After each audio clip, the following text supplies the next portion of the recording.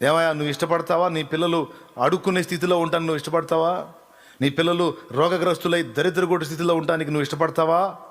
నీ పిల్లలు అప్పుల పాలై నానా బాధల్లో పడి అల్లకల్లోలం అయిపోవడానికి నువ్వు ఇష్టపడతావా?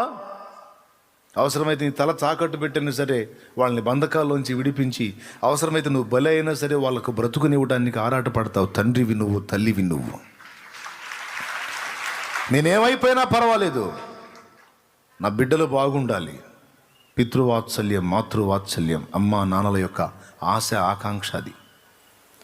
మనుషులకి అట్లుంటే నువ్వే నీ బిడ్డల్ని ఏ కోశాన్ని కూడా తక్కువ లేకుండా అన్ని విషయాల్లో వాళ్ళని భద్రంగా కాపాడడానికి ఆరాటపడతావే.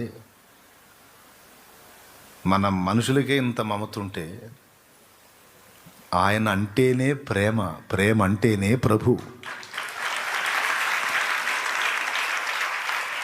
మనకేమో ప్రేమ ఉంటుంది, బైబిల్ చెప్తుంది ప్రేమ అంటేనే ఆయన.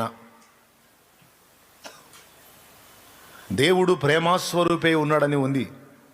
ప్రేమనే స్వరూపముగా ధరించుకొని ఉన్న ప్రేమ మూర్తి ఆయన. మరి ఆయనకి ఎంత ఉంటుందండి మన మీద?